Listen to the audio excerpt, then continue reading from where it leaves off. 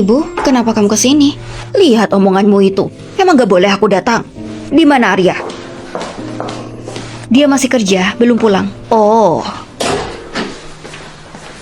Bu, kamu mau apa? Arya udah ngasih tahu. Aku habis dirawat di rumah sakit. Sudah? Aku pikir aku itu udah makin tua. Aku butuh seseorang buat merawatku. Kalau enggak, nanti takutnya bahaya. Aku nggak mau kayak gitu. Jadi, aku bawa semua barang-barangku dan masa tuaku aku habiskan di sini. Terus, apa sudah diskusi sama Arya? Belum. Dia anakku. Ada yang salah anak laki-laki menghidupi ibunya.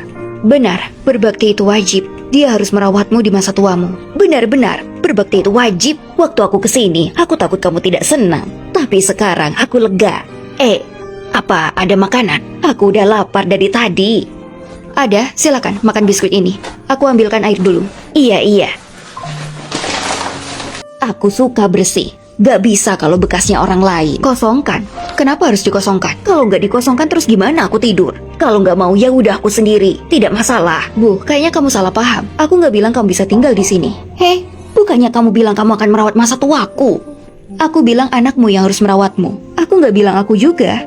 Kami membeli rumah ini setelah menikah. Aku punya setengah hak milik. Kalau kamu di sini, aku nggak akan nyaman dan aku merasa canggung. Jadi jangan tinggal di sini. Kalau nggak di sini, terus di mana? Kamu bisa minta Arya cari panti jompo. Nggak masalah berapa harganya, asalkan anakmu mampu membayarnya. Atau kamu bisa sewa rumah di luar dan Arya bisa sewa pembantu buatmu, buat bikinin kamu makanan.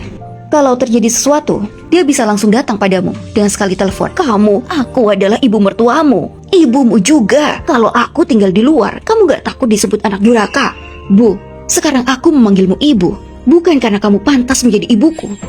Dulu kamu bikin aku menderita di masa pemulihanku. Aku merawat kedua anakku sendirian. Aku gak akan pernah melupakannya. Kamu sendiri yang bilang kan, kamu gak butuh aku di masa tuamu. Terus di mana anak-anakmu? Kamu lupa? Kamu itu ibu dari 2 anak. Kayak gitu kamu ngasih contoh anak-anakmu. Nanti, waktu anakmu sudah dewasa, kamu juga akan tua. Terus anakmu belajar darimu. Kamu tahu apa artinya ngasih contoh? Ibu, jangan khawatir. Aku mengajari anak-anakku dengan memberi contoh.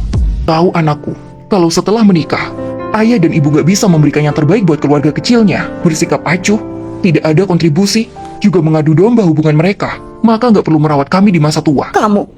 Aku juga akan memberitahu putriku, kalau dia punya anak setelah menikah, mertuanya gak mau bantu di masa-masa tersulitnya. Dia juga gak perlu merawatnya di masa tua.